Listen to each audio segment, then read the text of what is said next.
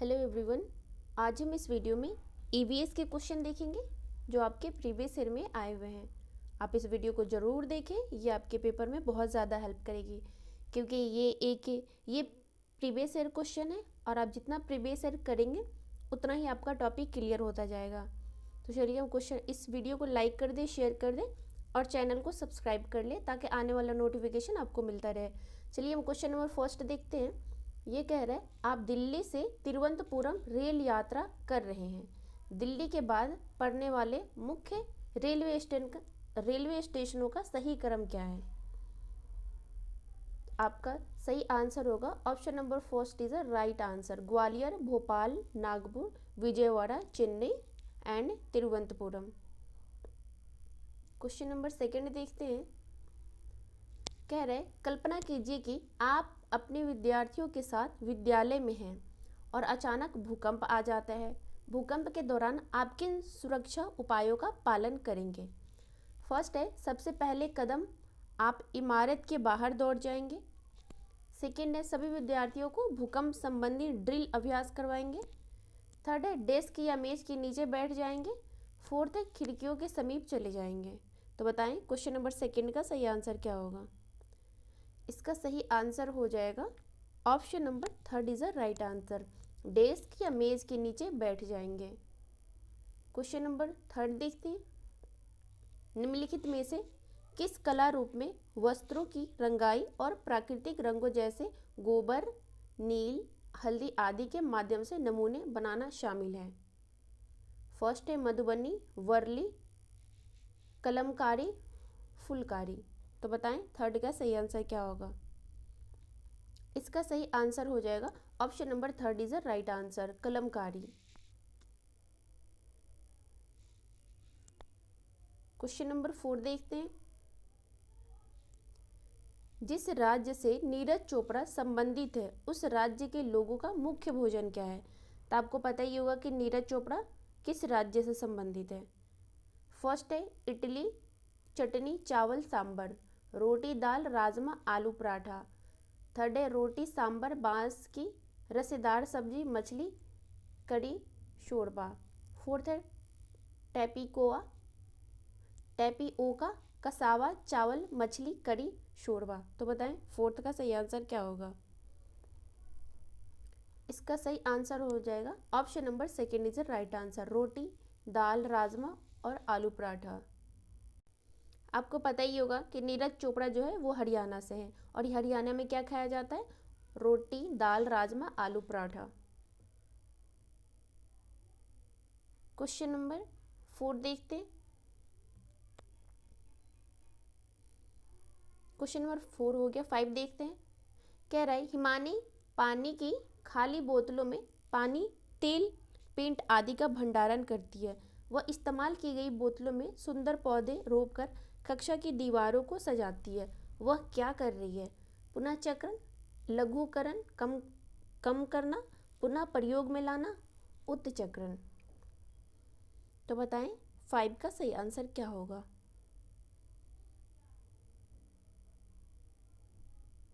तो इसका सही आंसर हो जाएगा option number third is a right answer. जो चीज़ इस्तेमाल हो चुका है और उसका फिर से उपयोग किया जा रहा है उसे कहेंगे पुनः चक्रण। जैसे कोई डब्बा है, आप उसका पेंट यूज़ कर गए हैं और उस डब्बे को आप किसी और फूल लगा रहे हो, उसमें गमला के टाइप उसको यूज़ कर रहे हैं, तो वो क्या हो जाएगा? पुनः प्रयोग में लाना हो जाएगा। क्वेश्चन नंबर 6 देखते। निम्नलिखित में से पौधों का कौन सा समूह वानस्पतिक पौधों के अंश द्वारा उपजता है? धान, गेहूं, जई, ओट, गन्ना, आलू, पत्ता गोभी, आलू, गुलाब, गन्ना, गेहूं, गन्ना, चावल। तो बताएं 6 का सही आंसर क्या होगा?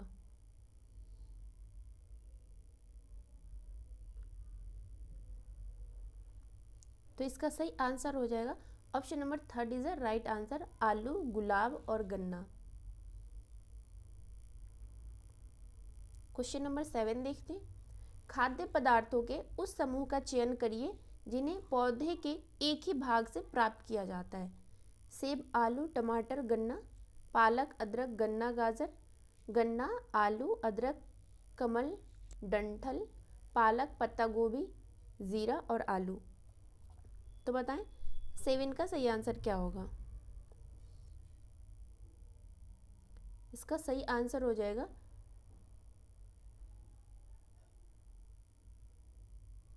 Option number 3 is a right answer. गन्ना, आलू, अदरक, कमल और डंठल। क्वेश्चन नंबर 8 देखते हैं। ए बी के अभिभावक माता पिता हैं, बी सी के पिता हैं, डी बी की पत्नी है। ए और डी के बीच क्या संबंध है। डी ए का पुत्र वधू है, डी ए का सास ससुर है, डी ए की माँ है, डी ए की बेटी है। तो आप इसको सॉल्व करें और इसका आंसर बताएं। इसका सही आंसर हो जाएगा option number first is the right answer. D A की पुत्र वधू है।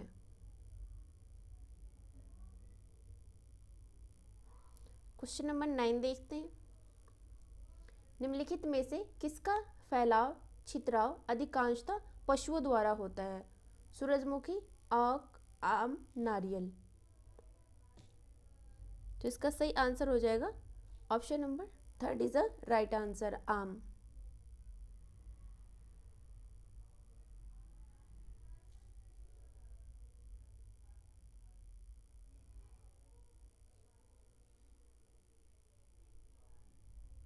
क्वेश्चन नंबर 10 देखते हैं। ये कह रहा है चिड़ियों के उस समूह की पहचान करिए जो अपनी भोजन संबंधी आदतों के आधार पर एक दूसरे से समानता रखती है, मतलब एक दूसरे से अलग है।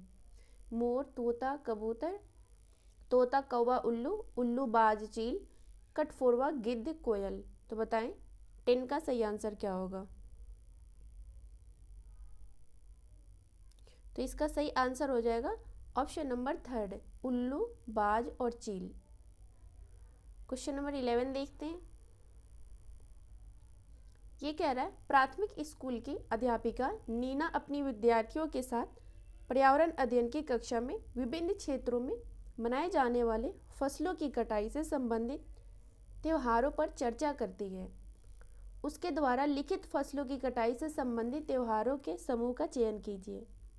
बिहू, बैसाखी, मकर संक्रांति, लोहड़ी, गणेश चतुर्थी, होली, करवा चौथ, पोंगल, दिवाली, ईद, गुड़ी पड़वा, नवरात्रा, गुरुपूर्व।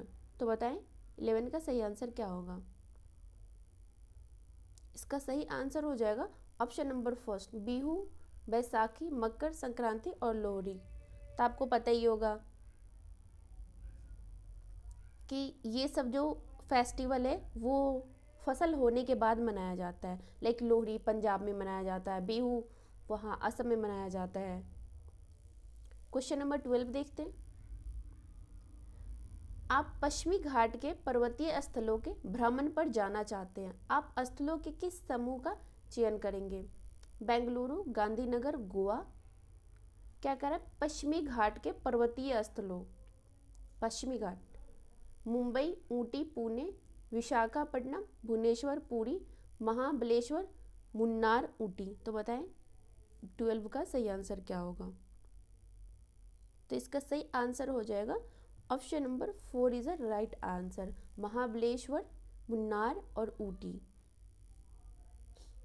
क्वेश्चन नंबर 13 देखते हैं। निम्नलिखित में से कौन सा जोड़ा युग्म सही है। यहाँ आपसे सही पूछ रहा है। गुलाब वृक्ष, करेला बेललता, गुलाब जड़ी बूटी, करेला झाड़ी। तो इसका सही आंसर हो जाएगा ऑप्शन नंबर 2 करेला जो होता है बेल लता की तरह होता है। आपने करेला का पेड़ देखा होगा तो आप जरूर इससे रिलेट कर पा रहे होंगे। क्वेश्चन नंबर 14 देखते हैं। निम्नलिखित में से कौन सा जानवर गाय, भैंस और भेड़ का सबसे निकटतम संबंधी है। मनुष्य, कुत्ता, बिल्ली, बकरी।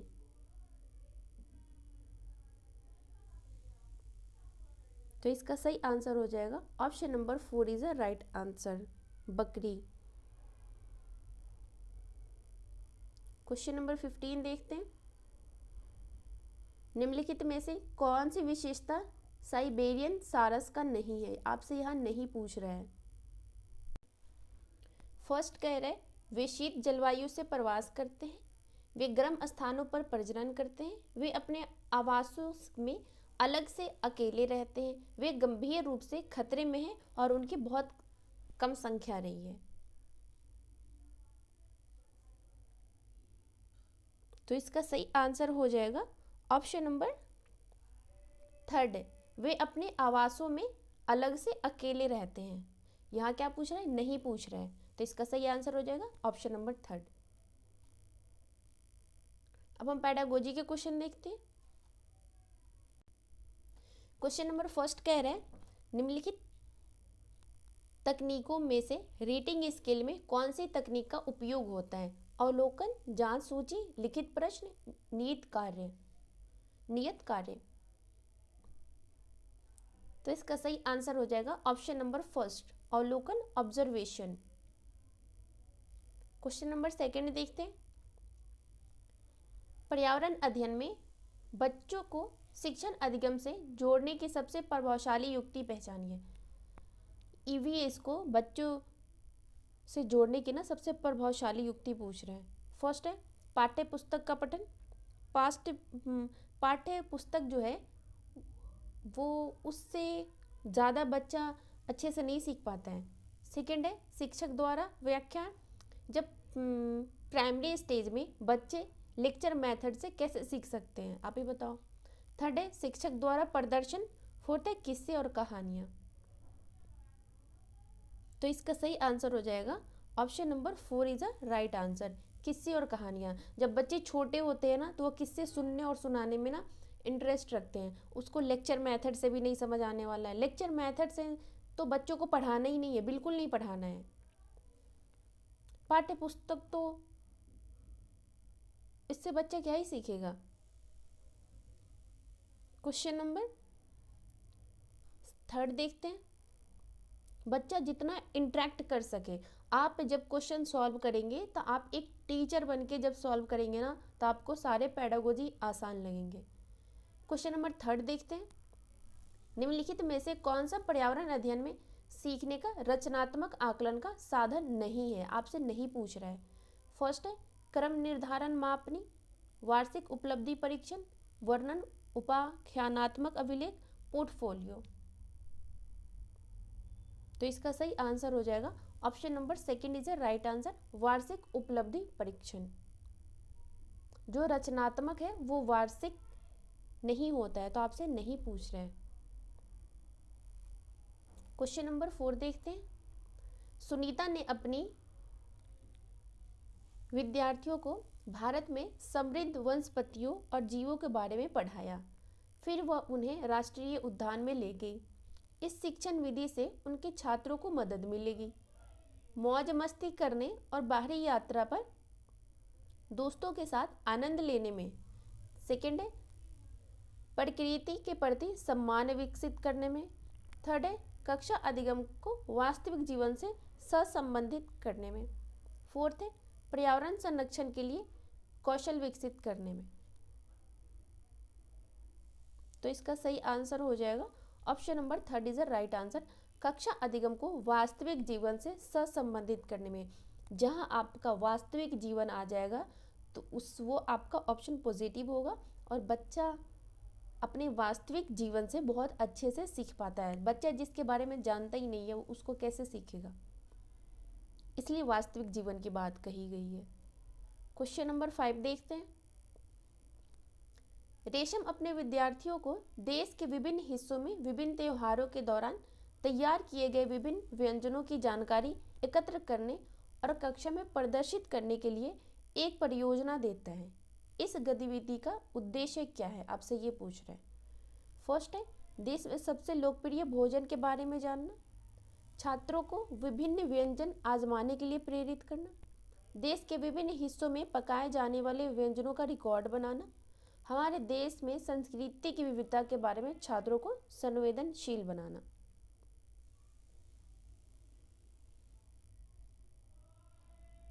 तो इसका सही आंसर हो जाएगा option number 4 is a right answer. आप इतना प्रैक्टिस कर लेना कि आपको ऑप्शन पढ़ते समझ आ जाए कि इसका सही आंसर क्या होगा, आपको सोचने की ज़रूरत ना पड़े। हमारे देश में संस्कृति की विविधता के बारे में छात्रों को संवेदनशील बनाना। क्वेश्चन नंबर 6 देखते हैं। अमित के विद्यालय में एक पर्यावरण अध्ययन विषय पर प्रदर्शनी आयोजित की गई। यह प्रदर्शनी एक उद्देश्य के साथ आयोजित की गई थी। आपके अनुसार निम्नलिखित में से कौन सा सबसे उपयुक्त उद्देश्य है? माता पिता को संतुष्ट करने के लिए, प्रिंसिपल और सहकर्मियों को प्रसन्न करने के लिए, शिक्षार्थियों में रचनात्मक प्रवृत्ति को दिशा देने के लिए, भविष्य के कैरियर विकल्पों के लिए शिक्षार्थियों को शिक्षित करने के लिए। तो इसका सही आंसर हो जाएगा option number 3 is the right answer, शिक्षार्थियों में रचनात्मक प्रवृत्ति को दिशा देने के लिए।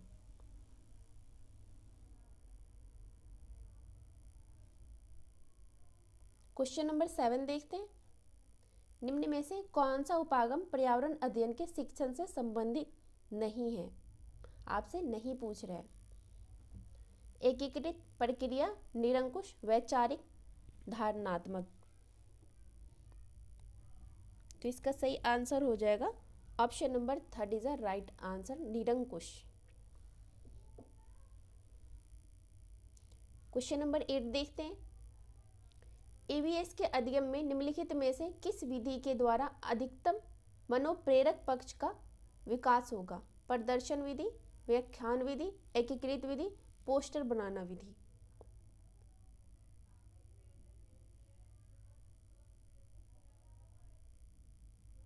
तो इसका सही आंसर हो जाएगा option number 3 is the right answer, एकीकृत विधि। क्वेश्चन नंबर 9 देखते हैं। पर्यावरण अध्ययन में शिक्षण अधिगम निर्भर करता है बच्चों के पूर्व अनुभवों पर, संसाधन की उपलब्धता पर, विद्यालय प्रदर्शन पर, बच्चों की ज़रूरतों पर। सही विकल्प का चयन कीजिए और इसका आंसर बताइए।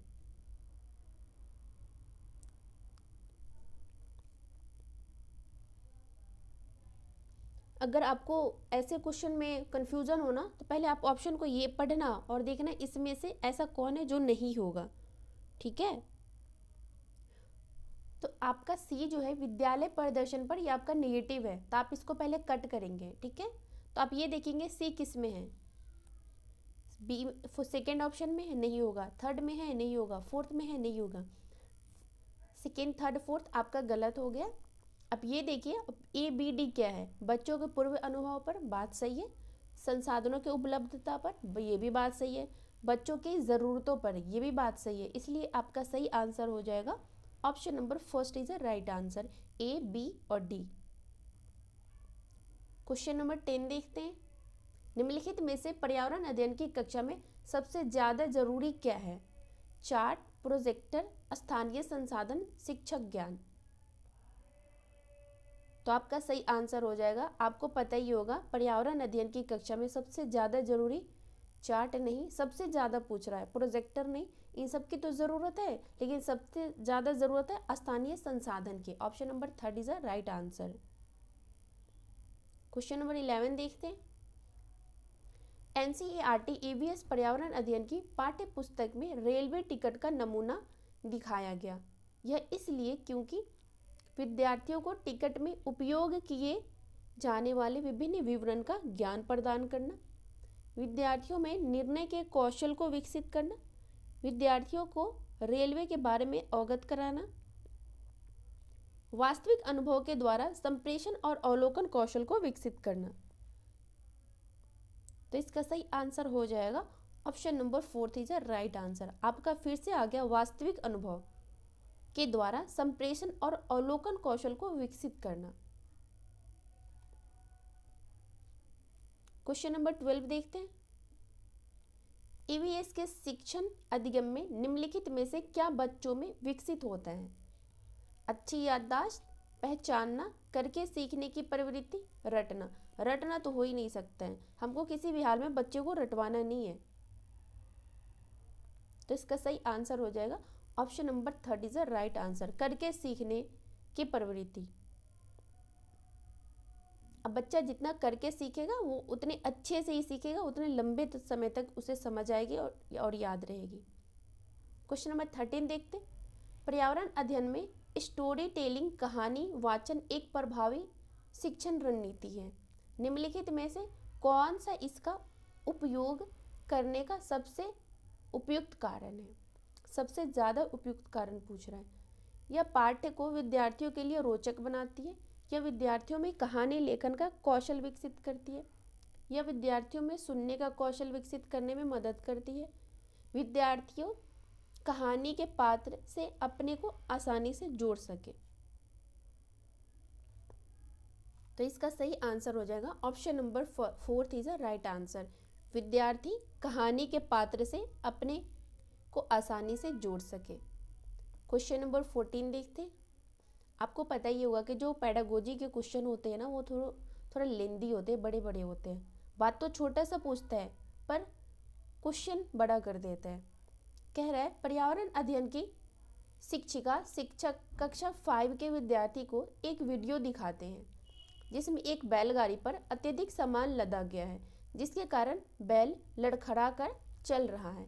शिक्षक इस वीडियो में दर्शाए गए दृश्यों पर विद्यार्थियों से चर्चा करते हैं ताकि वे उनका ध्यान ले जा सके। बैलों की उपयोगिता पर, बैलगाड़ी के उपयोग परिवहन के लिए पर, भारी बोझ ढोने में पशुओं के शोषण पर, दोनों बैलों की उपयोगिता पर और बैलगाड़ी का उपयोग परिवहन के लिए। तो बताएं 14 का सही आंसर क्या होगा?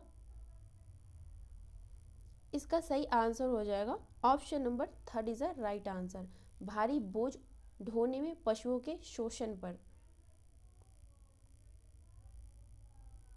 क्वेश्चन नंबर 15 देखते हैं। यह आपका लास्ट क्वेश्चन है।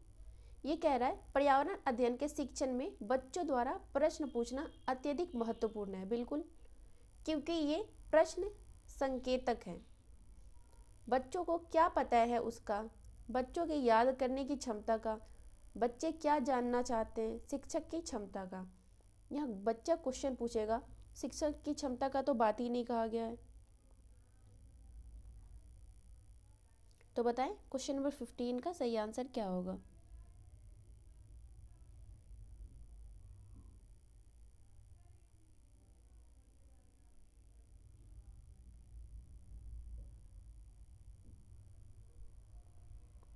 इसका सही आंसर हो जाएगा option number 3 is a right answer. बच्चे क्या जानना चाहते हैं उस पर। बच्चे जो जानना चाहते हैं वही तो क्वेश्चन करेंगे। तो इस वीडियो में हमने EVS के 30 क्वेश्चन करे हैं। आप इस वीडियो को ज़रूर देखें। आपको वीडियो कैसा लग रहा है कमेंट ज़रूर करें और इस वीडियो को लाइक कर दें, शेयर कर दें और चैनल को सब्सक्राइब कर लें ताकि आने वाला नोटिफिकेशन आपको मिलता रहे। मिलते हैं नेक्स्ट वीडियो में। Thank you.